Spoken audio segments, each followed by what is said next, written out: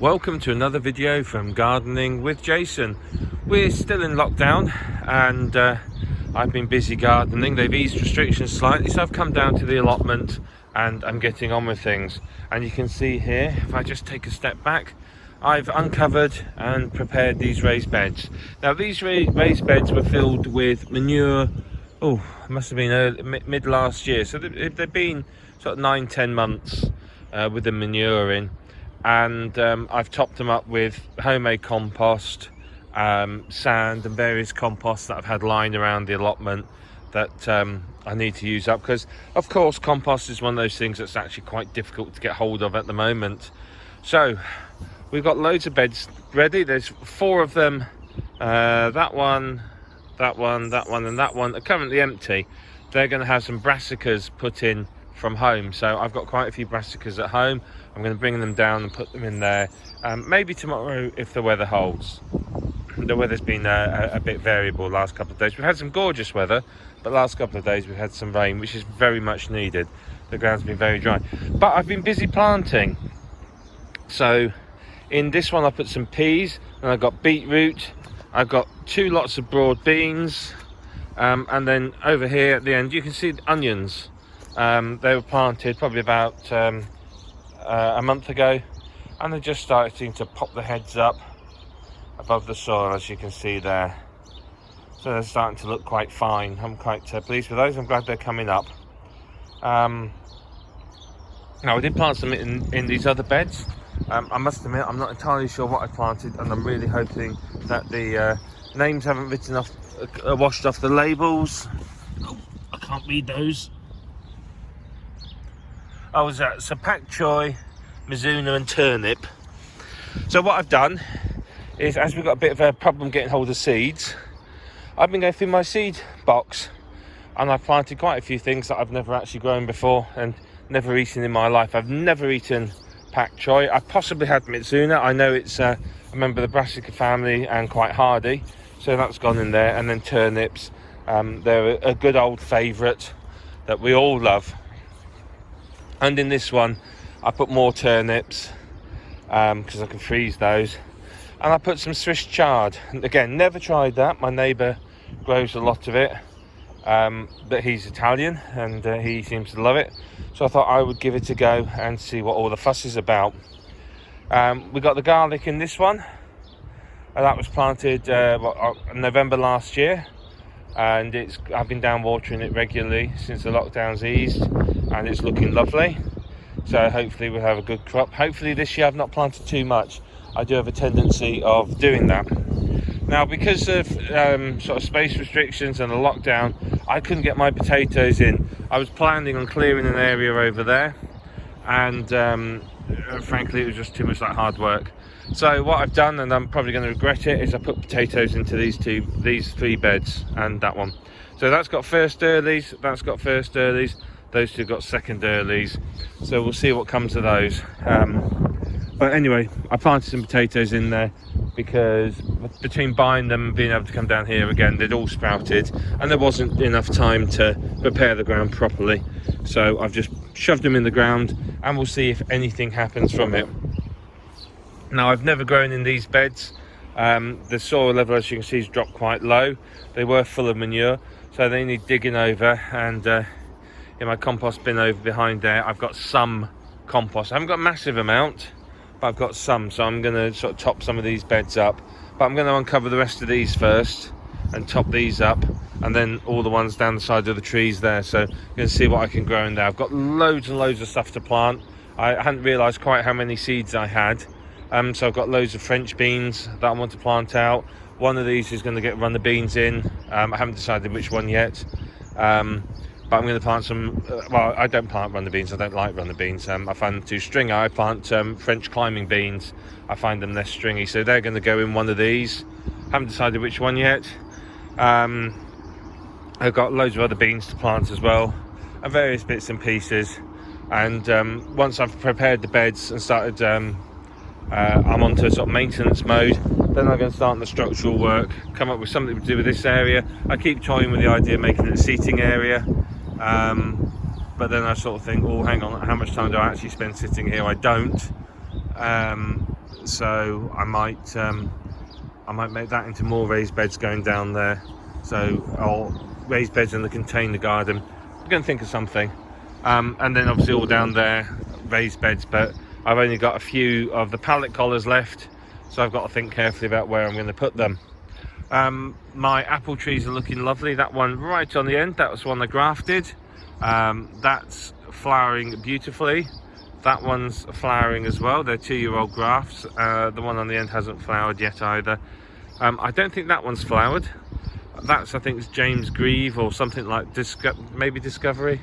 I can't remember. Anyway, it's an apple tree. But I've sort of started training it sideways, but because of the weather and the lockdown, I didn't get the time to come down and properly stake it all in place and train it across. So in winter it got its head pruned off, so I've taken the tops off them, and unfortunately now I'm going to have to wait till next winter before I can get around to pruning and training it properly. So fingers crossed we're out of lockdown and we get some decent weather then, and then I can train them horizontally properly. This one here, I'm going to have to step back because this one, the apples on this were absolutely lovely. They were really amazing apples. But the problem is, again, didn't get a chance to prune it. You can see it's absolutely covered in blossom. Though I haven't seen many bees yet. I don't know whether the beekeepers are still keeping theirs in. But I'm hoping the bees will come out soon and start doing their thing, because that really needs pollinating. But you can see I put a couple of temporary stakes in just to support some of the branches. I may well put some more in, particularly over here. At the end of the day, I don't mind it growing out this way a bit. I can just grow low crops in here that don't mind a little bit of shade. But the apples were fantastic, so I'm going to just train it out and let it sort of take over this area, so it's a bit of sort of a wild fruit garden, and maybe just plant flowers. Set these 2 beds up next year as wild flower beds, because I do like my wildflowers. I thought that might be quite nice. Now, I didn't get around to harvesting all my brassicas last year, just never quite got around to it. They're saying that this one actually looks like it might still be edible. I think it was kale, but anyway, you can see they flowered, and I thought, they're quite pretty, the flowers. I'll leave them there for now. No hurries in clearing those beds, and if any bees appear, they might like the flowers. So we'll see on that front. These are my blackcurrants. I planted these blackcurrants about 2 years ago, and you can see that these 2 have shot up. That one I think I planted 3 years ago, and the red currant was already here, but they've absolutely shot up. I took lots of cuttings from them last year and gave them to friends, and I'm hoping this year to do the same. I want to take loads more cuttings, root them all on, and give them out to people. I've got 2 gooseberries. The smaller one was planted, I think, started last year. It's red gooseberry. I must admit, I'm very impressed with red gooseberries. I think I got it from Aldi. It was really tasty, very edible, straight off the plant. Whereas the green gooseberries are a bit tartar and not quite so edible straight off. This, I think it was a loganberry, but again, I planted that 18 months ago, and it's gone absolutely crazy. I'm going to have to try and train it. I might train it along the shed, but it's grown like wildfire. I got 2 fruits off it last year, but you can see this year we've got a whole load of flowers coming up, so we should actually get a crop off it this year. Maybe not enough to do anything good with, but I should at least get a crop, which will be wonderful. I put some chicken manure on a lot of the beds just to give them a bit of a feed and re-establish themselves. The summer fruiting raspberries are still there. I didn't get around to cutting them back last year, so I'm going to go through them and look at which ones have got flowers on and cut the others down later on. Oh dear, a bit chilly this morning. The autumn fruiting raspberries are coming up nicely.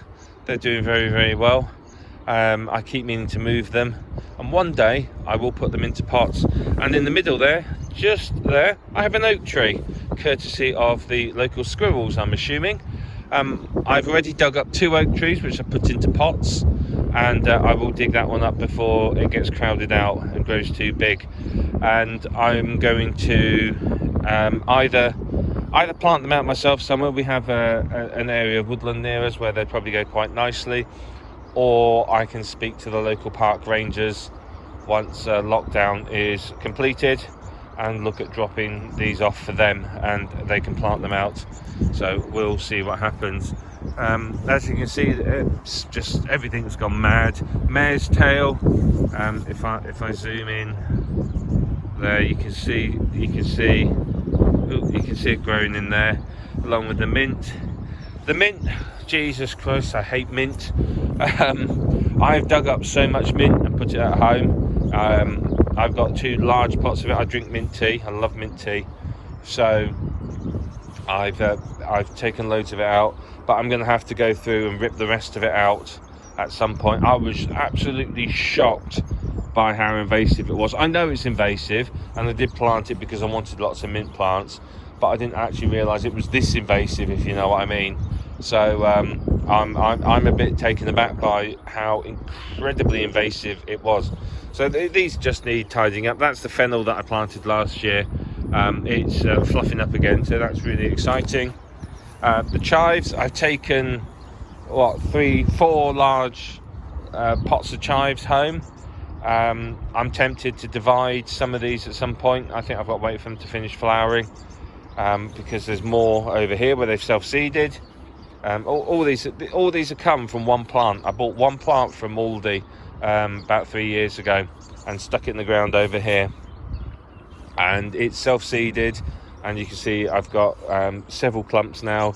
Like I said, I've got a big pot full of them at home where I pulled up I think about 2 or 3 clumps. So really, really good deal there. If you're patient, you can buy cheap herbs. But yeah, I like my chives. I've been using them in cooking at home. But mainly, like many things, I grow them for bees. The bees absolutely love them, and they love the flowers. So what I'm going to be doing, I might do it this year, but again, I'll have to wait for them to stop flowering, is I'm going to divide some of these up, and I'm going to move them so that they go down there under the apple trees. And the idea is that each of those beds will grow some vegetables, but they'll also have something like chives in them or something similar, which is going to attract the pollinating insects into the vicinity of the apple trees, and again help with the pollination. So I'm starting to think a little bit more about companion planting and sort of doing things very, very naturally. Oh, and talking of potatoes, they're not baked potatoes, but there's one and there's 2.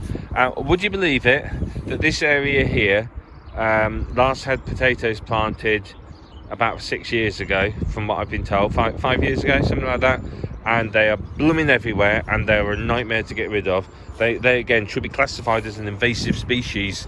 There was an area over there, I'm reliably told it hadn't been worked for about 15 years, and when I uncovered it, there were still potatoes growing, and they were growing under the black plastic. So they're incredibly resilient plants. This beauty in the middle is Angelica. I bought that last year, and it's coming up and it's looking fantastic. So apparently you can do all sorts of things with it, so I'm going to look some of those up and have a go. I merely grew it partly because I was writing a book about herbs, and I wanted to grow Angelica because it sounded interesting. Plus I couldn't find any good pictures of it, so I thought I'd grow it myself. Then I can include those in the book. But again, I quite like the plant. It's very pretty, very good structural plant, and I've got sort of smaller herbs around it. Those are my rescue bay trees. I'm going to get them up to about 6 foot and then chop the tops off and let them grow horizontally. I keep picking bay leaves and harvesting them and giving them away. I'm starting to run out of people to give bay leaves to now, so there's only so many you can use. And next to it's the marjoram. I love marjoram. If you want to grow something for bees, grow marjoram. The flowers on that in the summer months are absolutely covered in bees and butterflies and hoverflies. I am tempted to plant some of that down the other end under the trees, because I want to encourage pollinators down to that end of the allotment. So we'll do that. And finally, the asparagus beds. You can see some of them have got away from me and grown into taller spears, but there's plenty down there. still. So this bed needs a good working. Once they've finished flowering, growing in the winter, it needs a really good weed. You can see there's nettles that got established. All this has been here for a long time, and this is part of the problem when you take on an allotment that's had been neglected a little. I mean, the chap that had it, I can't blame him for neglecting it. He was a very busy man doing a lot of things around the allotment, very heavily involved in it, and unfortunately his plot, he had I think 3 plots at the time, because they didn't have a lot of interest when I took this on. Because he was so busy doing a lot of the maintenance jobs, he just couldn't keep on top of it. So this needs a good weed.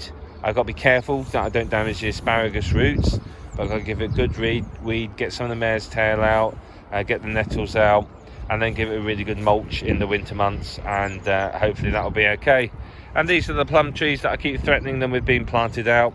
I've got to have a look, because it looks like there's possibly quince coming up from the bottom there. That's from the rootstock. Plum, I think, is often grafted onto quince or something else, but that doesn't look the same as the main leaves.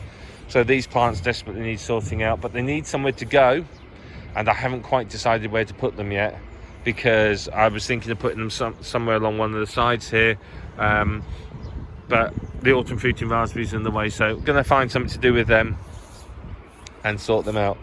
But that's what's going on down here. I will give you a little tour of the allotment garden, or so I should say my lockdown garden at home, and show you what I've got growing down there, but I'll do that later on.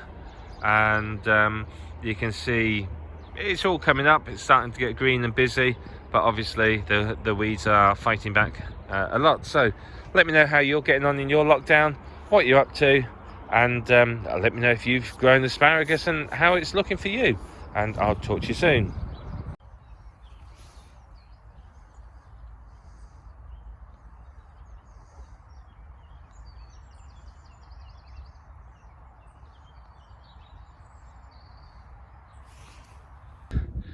Just going to show you my lockdown garden very quickly, but before I start, remember I said I rescued 2 oak trees from the allotment? Well, here they both are.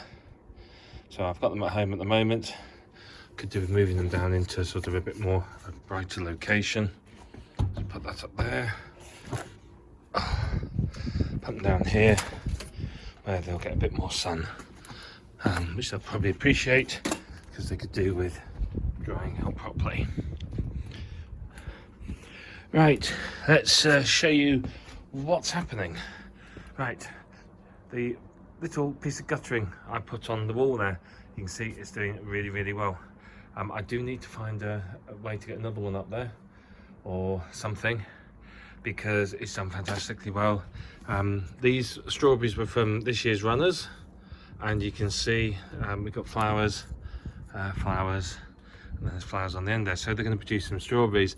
And this little plant here that I thought had passed, it's got some fresh growth on it, so it looks like that one might well be coming back. So they just need a little bit of tidying up. You see sort of that leaf has had it, so just pinch that off and then throw it in the recycling bin. These are the chives. You can see I bought these ones from the allotment. They're flowering and growing nicely. There's a few broken stems where I transported them home, but it's a good size pot and it's doing very well. Down here, I'm going to move this out as well. That's not dock, that's horseradish.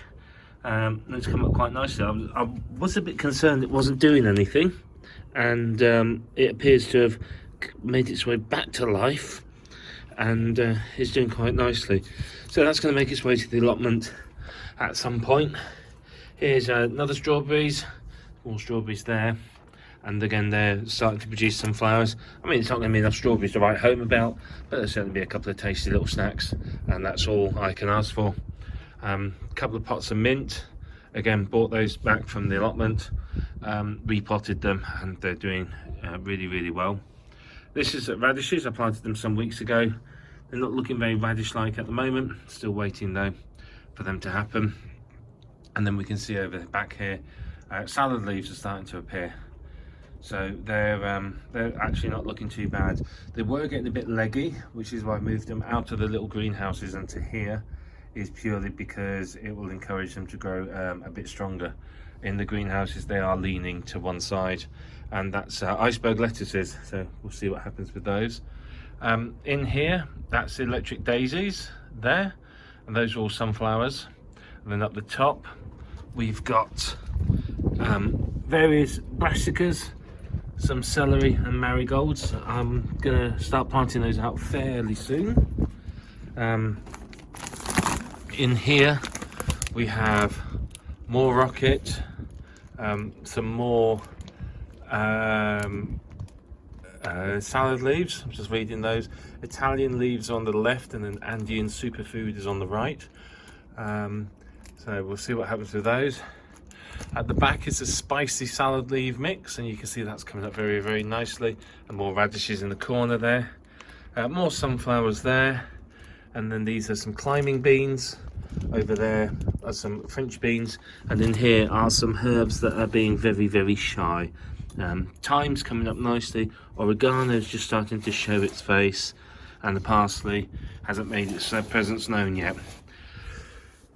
So you can see I don't have the world's biggest garden. That's it. You know, you could do a tour of it in about 3 seconds. But you can see we've got stuff growing. And whilst it's not enough to be self-sufficient, it's certainly enough to help. The mint I'm using in mint teas. The chives are going on salads. And sooner, not too long, I'll be able to start harvesting the salads. And they're all cut and come again crops, so I just pull a few leaves off and they'll be fine. The exception is the iceberg, where I think you've got to harvest the whole head. But you can see it's coming up, and it's coming up quite nicely. And it just gives you some ideas of what you can do in a small space. Like I said, I'm not going to be self-sufficient from this, but it's just a little bit of distraction from being locked down, and it's relaxing, helps reduce stress, it's good for your mental health, and obviously you get something out of it at the end. I've got lots of sunflowers coming up.